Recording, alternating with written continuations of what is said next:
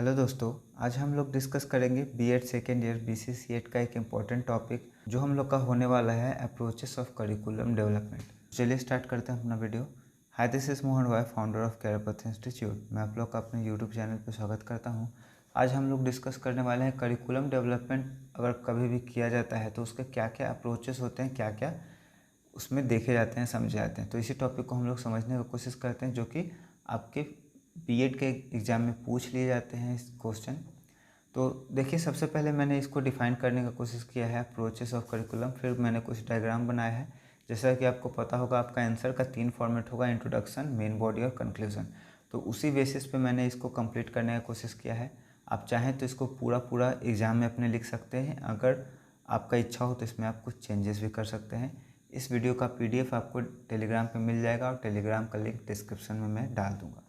तो चलिए आगे बढ़ते हैं। It is a way of dealing with curriculum, a way of doing, creating, designing and thinking about curriculum.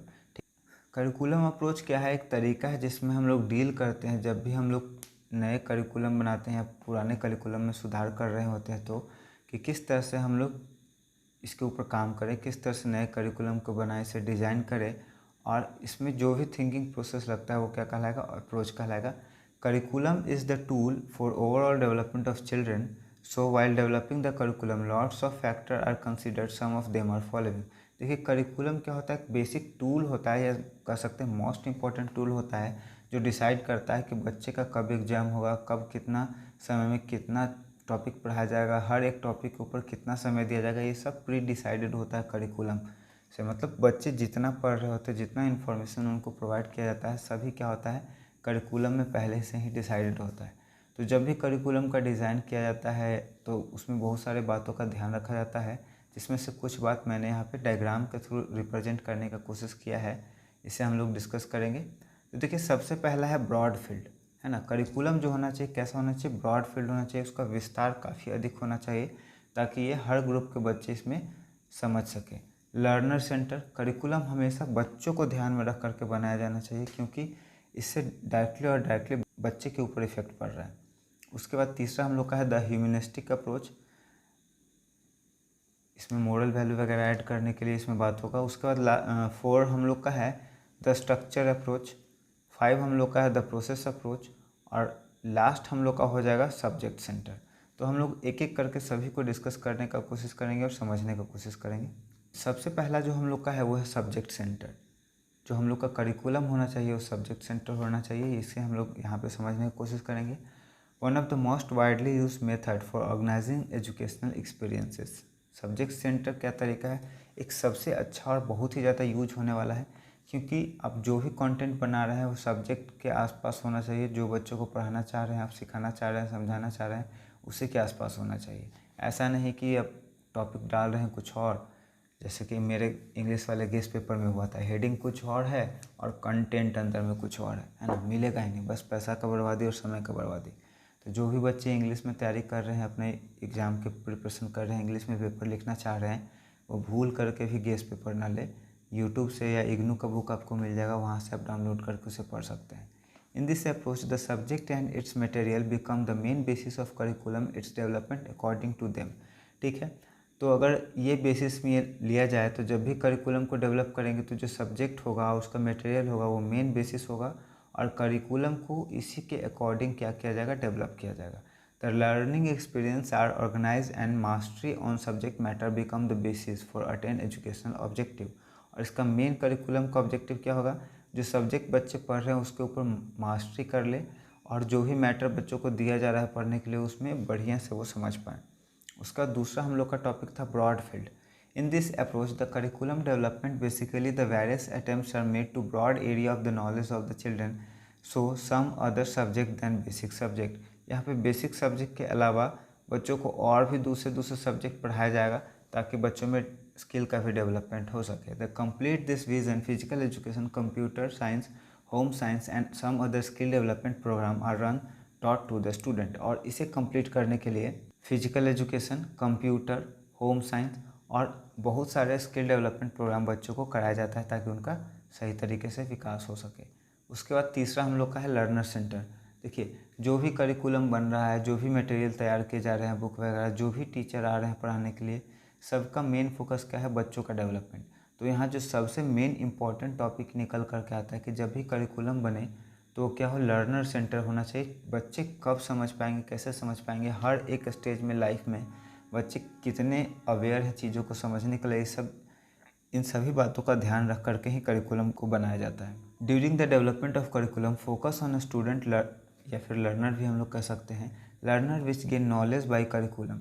ठीक है, तो मेन फोकस क्या होगा? बच्चों के ऊपर होगा। So it have to develop such way that fulfil the emerging need. अब देखिए, करिकुलम को चेंज होते रहना ज़रूरी है, क्योंकि हम लोग का सोसाइटी और पूरा दुनिया बहुत तेज़ी से बदल रहा है। और करिकुलम, जैसे मान लीजिए आप आज़ादी के समय जो भारत का स्थिति था, अभी स्थिति उससे बहुत अलग है। तो उस समय का करिकुलम, उस समय का टॉपिक अगर बच्चों को पढ़ाया जाए ना, तो उनका विकास नहीं कर पाएगा। उन्हें मॉडर्न टीचिंग देना ज़रूरी है, इसीलिए करिकुलम में बार बार बदलाव का ज़रूरत होता है। And make the competent to the world. और करिकुलम बच्चों को ऐसा एजुकेशन प्रोवाइड करे कि बच्चे जब उससे पढ़ करके आगे निकले तो पूरे वर्ल्ड में अपने आप को कम्पीट कर पाएँ, है ना, वर्ल्ड के कदम से कदम मिला करके चल सके।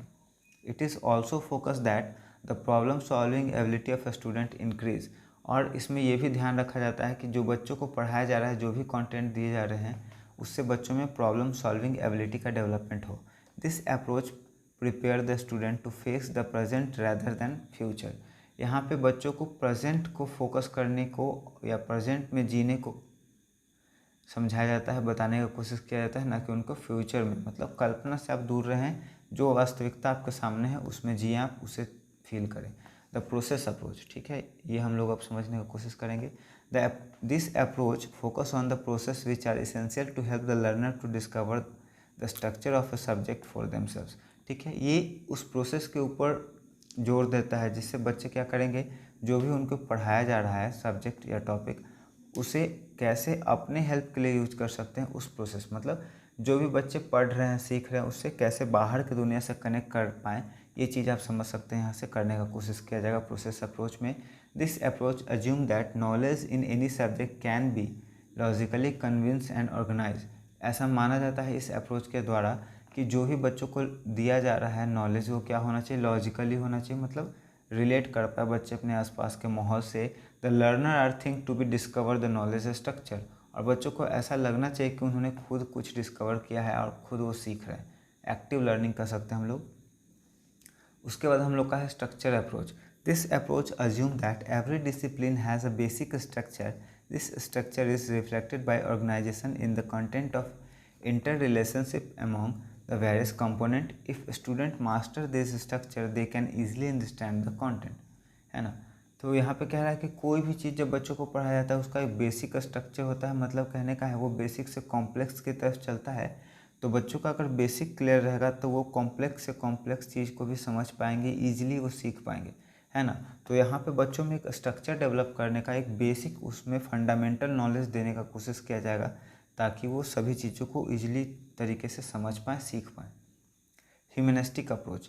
This approach emphasis the humanistic aspects of learning, that is the interest, need, motivation, etc। इसमें बच्चों का इंटरेस्ट, उनका ज़रूरत और मोटिवेशन या फिर मोरल वैल्यूज कह सकते हैं, ऐड किए जाएंगे करिकुलम में। The learner is called humanistic approach. और इस तरह का क्या कहलाएगा अप्रोच? ह्यूमनिस्टिक अप्रोच कहलाएगा। Main feature of humanistic approach, यहाँ पे मेन फीचर्स को डिस्क्राइब मैंने किया है। Its chief purpose to enable the learner to apply his knowledge to the new situation. सबसे पहला पर्पस क्या है? जो भी नॉलेज बच्चे सीखे हैं उन्हें नए सिचुएशन में, या जब भी वो लाइफ में प्रॉब्लम फेस करेंगे, या कोई भी प्रॉब्लम जब उनको डिफ़िकल्टी फेस होगा, तो उसमें कैसे उसका यूज करते हैं, ये बच्चे सीख पाएँ। It utilise learner motivation as the chief means of acquiring knowledge and new situation. अब नए सिचुएशन में बच्चे सीख पाएँ तेज़ी से, इसके लिए ये ज़रूरी है। और उसके बाद हम लोग का it enable the learner to know his area of interest to develop this and make wise choice. अब देखिए, बच्चों को 10th तक सभी सब्जेक्ट पढ़ाया जाता है। आप लोग को लगता होगा कि ये आगे चल करके तो सब सब्जेक्ट छूट जाना है, तो हम लोग क्यों पढ़ रहे हैं? तो करिकुलम में ये इसलिए ऐड किया जाता है ताकि आपका ओवरऑल डेवलपमेंट हो। और 10th के बाद जब आप सब्जेक्ट कोई आपको चूज़ करना हो, तो आपको पता रहे कि हाँ मैं कौन सा सब्जेक्ट लूँगा जिसमें मैं बेटर कर सकता हूँ, आपका अंडरस्टैंडिंग किस सब्जेक्ट में है। यहाँ पे कंक्लूज़न रह गया है, आप कंक्लूज़न खुद से लिखने का कोशिश करिएगा। अगर डिफ़िकल्टी हो तो कमेंट बॉक्स में आकर कमेंट कर दीजिएगा, मैं अलग से कंक्लूज़न ऐड कर दूँगा।